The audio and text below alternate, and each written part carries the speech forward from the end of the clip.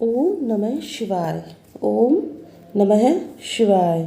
बंधु, आज मैं सावन मास का आखिरी सोमवार जो अब आने ही वाला है उसके कुछ उपाय आपको ऐसे बताने जा रही हूँ कि जो आप कर सकते हैं। बहुत से भाई बहन ऐसे होते हैं जो पूरे सावन यूँ ही निकाल देते हैं, कुछ कर नहीं पाते हैं।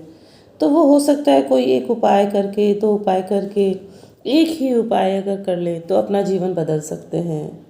तो भक्ति फॉर ऑल चैनल में मैं शशि शर्मा आप सभी का हार्दिक स्वागत करती हूँ।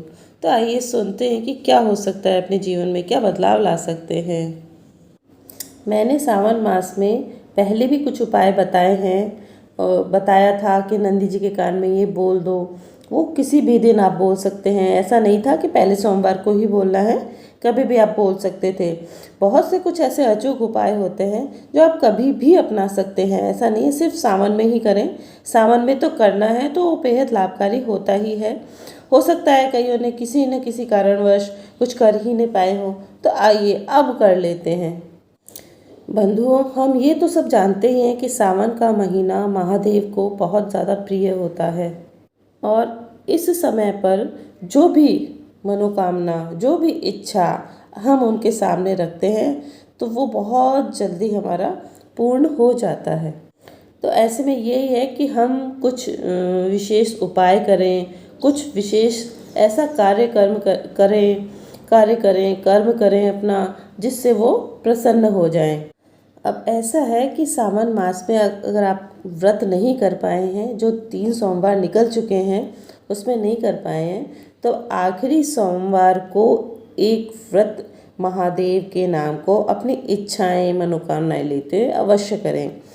आप सभी जानते हैं कि भोलेनाथ को बेलपत्र कितना प्रिय होता है।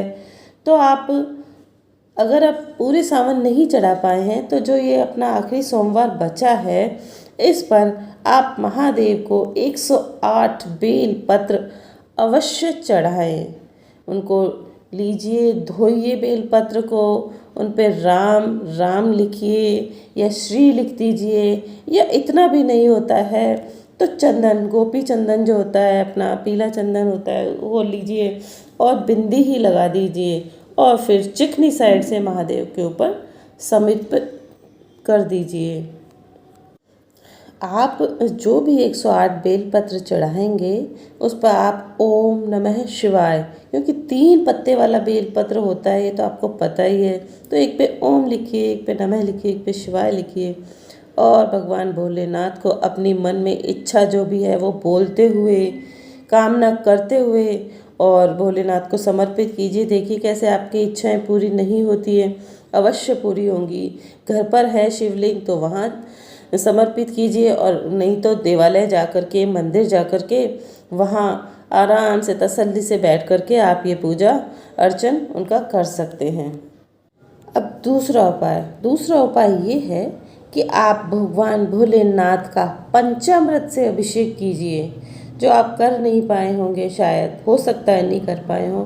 तो आप दूध से दही, घी, शहद, शक्कर, तो आप इससे भगवान भोलेनाथ का, घर पर शिवलिंग है तो घर पर कीजिए, नहीं तो देवालय जाकर, मंदिर जाकर के और उनका शहद अभिषेक कीजिए। गन्ने का रस है, बहुत सारी चीज़ें ऐसी होती हैं जिसके बारे में पहले भी मैंने थोड़ा बहुत बताया है कि भगवान भोलेनाथ का क्या क्या उपाय करने चाहिए, क्या नहीं करने चाहिए। तो आप वो कीजिए और इन सब चीज़ों का अपना एक अलग महत्व है। जैसे आप गुड़ अगर भगवान को चढ़ा के आते हैं, भगवान भोले शंकर को, तो उससे आपके संबंधों में, जीवन में मिठास आती है। शहद चढ़ाते हैं तो आपके कष्ट दूर होते हैं, दूध चढ़ाते हैं तो आपके पाप नष्ट होते हैं, दही चढ़ाते हैं तो मतलब सब चीज़ों का एक अपना अपना महत्व है। आइए अब तीसरा उपाय जानते हैं। अगर आप धन प्राप्ति चाहते हैं तो आप इस सोमवार को भगवान भोलेनाथ को अखंडित चावल लीजिए, जो खंडित ना हो। तो चावल दोनों हाथों में जितने चावल आ जाएं, चावल लेके मंदिर जाइए और उनको हल्का सा गीला कर लीजिए, इतना गीला कि वो टूटे ना, बस। और अखंडित चावल लेकर के भगवान भोलेनाथ को समर्पित कर दीजिए और बहुत प्रेम से मन में अपने धन की आर्थिक स्थिति सुधारने की इच्छा लेते हुए ओम नमः शिवाय का जाप करते हुए श्री शिवाय नमस्तुभ्यम का भी जाप मैंने बताया है कि जिस तरीके से नमो भगवते वासुदेवाय भगवत गीता का महामंत्र है, वैसे ही श्री शिवाय नमस्तुभ्यम महाशिव पुराण का महामंत्र है। तो आप इन सब चीज़ों को अपनाते हुए आप भोलेनाथ का अभिषेक कर सकते हैं। तो आइए अब जानते हैं चौथा उपाय। बंधुओं, सभी जानते हैं कि भोलेनाथ और माता पार्वती की पूजा करने से हमारे घर में, परिवार में खुशहाली रहती है, समृद्धि रहती है। तो भगवान भोलेनाथ की पूजा कंवारी लड़कियां भी करती हैं, सुहागिन महिलाएं भी करती हैं। कंवारी लड़कियां अच्छे घर और वर की प्राप्ति के लिए करती हैं और सुहागिन महिलाएं भी अपने दाम्पत्य जीवन में खुशहाली के लिए करती हैं।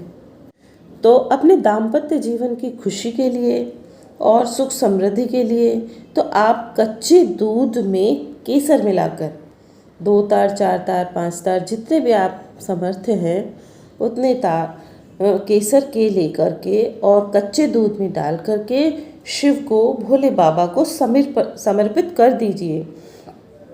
और इस समर्पण से आप देखेंगे कि आपके जीवन में किस तरीके से परिवर्तन होता है। जो लड़ाई झगड़े हो रहे हैं वो बंद हो जाएंगे। और कुंवारी लड़कियां भी इसको कर सकती हैं, पुरुष भी इसको कर सकते हैं। जिसको भी अपने जीवन में खुशहाली चाहिए, सुख समृद्धि चाहिए, तो वो केसर मिला हुआ दूध भगवान भोलेनाथ को अवश्य समर्पित करें। तो आइए जानते हैं आगे वाला उपाय। 5वां उपाय जो मैं बताने जा रही हूँ, ये मैंने पहले भी बताया है कि अगर आप किसी भी बीमारी से ग्रसित हैं या लंबे समय से बीमारी पीछा नहीं छोड़ रही है, या आपके घर में किसी को लकवा, पैरालिसिस हो गया है, तो आप शिव मंदिर में शिवलिंग पर सरसों का तेल समर्पित कीजिए। सरसों के तेल से और समर्पित करके थोड़ा सा तेल उस पर चढ़ाया हुआ आप अपने घर ले आइए और उस बीमारी को, जो भी बीमारी है उसके लिए उसका उपयोग कीजिए। और देखिए किस तरीके से बीमारी आपके घर से कोसों दूर, या 7 जन्मों तक, 7 जन्म तो देखे नहीं हैं अपने, लेकिन हाँ, जो इस जन्म में अपन जिएंगे तब तक बीमारियां अपने पीछे नहीं आएंगी, बीमारियां बहुत दूर चले जाएंगी। तो सरसों का तेल, महाशिव पुराण का ये एक उपाय है, तो आप करके देखिए, सरसों का तेल समर्पित कीजिए। 6ठा उपाय, अगर आपने इस सावन में भोलेनाथ को कमल का फूल अर्पित नहीं किया है तो आप एक कमल का फूल इस सोमवार को अवश्य अर्पित कर दें, क्योंकि कहते हैं कि कमल का फूल चढ़ाने से किसी भी प्रकार की कामना है, मनोकामना है, किसी भी प्रकार की इच्छा है, वो अवश्य पूरी होती है। तो कमल का फूल कहीं से भी अरेंज करें और एक कमल का फूल भगवान भोलेनाथ को चढ़ा दीजिए। मुझे पता है कि इस समय में कमल का फूल आसानी से नहीं मिलता, दीपावली के आसपास कमल के फूल मिल जाते हैं, लेकिन दुनिया में क्या असंभव है, सब कुछ संभव है। जो चाहो, अगर दिल से चाहो तो वो मिल ही जाता है। तो कमल का फूल एक चढ़ाइए। अब जो 7वां उपाय बताने जा रही हूँ, तो आपने भगवान भोलेनाथ को भोग तो बहुत सारे अर्पित किए होंगे, जो उनके पसंद वाले भोजन है, पसंदीदा भोजन है, जैसे चूरमा उन्हें बहुत पसंद है, सफ़ेद मिठाइयाँ उन्हें बहुत पसंद है, और भी जो भी भोग आपने अर्पित किया होगा तो ठीक है। लेकिन अगर आपने खीर, दूध और चावल की खीर अर्पित नहीं की है तो आप इस सोमवार को खीर अवश्य अर्पित कीजिए और थोड़ी सी बचाकर अपने घर में ले आइए। तो ये आपके घर में अगर दोनों पति पत्नी मिलकर के करते हैं तो आपके दाम्पत्य जीवन में तो मिठास आती ही है, घर भी जो है आपका सुख समृद्धि से भर जाता है। तो खीर अवश्य अर्पित करें। अब 8वां उपाय क्या है? संतान बाधा, संतान के लिए, संतान के जीवन में तरक्की के लिए, संतान के जीवन में आ रही बाधाओं को दूर करने के लिए, संतान की खुशहाली के लिए। तो संतान की खुशहाली के लिए क्या करना है, आपको 1.25 सेर गेहूँ लेके जाना है और गेहूँ में से एक एक मुट्ठी लेके 11 बार शिवलिंग पर अपने संतान की मतलब जो भी परेशानियां हैं उनको बताते हुए आपको 11 बार चढ़ाना है, उनकी उन्नति के लिए, तरक्की के लिए, उनके जीवन में आ रही बाधा को दूर करने के लिए। जो भी आपके मन में इच्छाएं हैं, जो भी उनके जीवन में रुकावट आ रही है, संतान नहीं है और है तो मतलब आप संतान प्राप्ति के लिए, संतान की इच्छाओं के लिए तो आप ये उपाय कर सकते हैं, वहाँ चढ़ा दीजिए। और उसके बाद जो भी वहाँ गेहूँ बचता है 11, तो वो आप वहीं छोड़ दीजिए, किसी गरीब को दे दीजिए, पंडित जी को दे दीजिए, किसी को भी दे दीजिए। ये भी बहुत अच्छा उपाय है। 9वां उपाय, जो कि एक आखिरी उपाय है, आखिरी तो नहीं है, उपाय तो बहुत हैं लेकिन मैं 9 ही बता पा रही हूँ। तो ये है घी का उपाय। ये है आपको सावन के आखिरी सोमवार किसी भी बेल वृक्ष के पास में घी का, शुद्ध देसी घी, गाय का घी का दीपक जलाना है। पूर्व में या उत्तर की तरफ मुँह करके आप जलाइए और वहाँ धन संबंधी जो भी परेशानी है उसके बारे में बोलिए। और अगर मतलब कामना कीजिए, कहिए, माता लक्ष्मी से प्रार्थना कीजिए, घी का दीपक जलाइए, कुछ देर वहाँ रुकिए और हो सके तो 1 कटोरा घी अलग से ले जाएं। जितना भी आपके पास है, 100 ग्राम, 200 ग्राम, 250 ग्राम, जो भी आप मतलब 1 किलो जो भी आप चढ़ाना चाहते हैं, तो 1 कटोरा भर करके घी आप किसी भी गरीब को, ब्राह्मण को, पंडित को, जिसको भी आप दे सकते हैं दे दीजिए। तो देखिए आपकी धन संबंधी परेशानियां हैं वो मतलब बहुत जल्दी ही दूर हो जाएंगी और धन का आगमन वो भोले बाबा की, माता लक्ष्मी अपने आप सोचेंगे कि कैसे हमें इनके घर में धन पहुंचाना है, वो पहुंचाएंगे। फिर उन पे छोड़ दीजिए आप, बस आप अपनी इच्छा, अपना कर्म कर दीजिए। तो बेलपत्र के पास वैसे भी हर सोमवार को दीपक जलाना चाहिए, प्रदोष को और सोमवार को तो जलाना ही चाहिए। तो ये उपाय तो बहुत कारगर है, इसके बारे में मैंने पहले भी एक वीडियो बनाया है, तो आप वो भी देख सकते हैं जा कर के।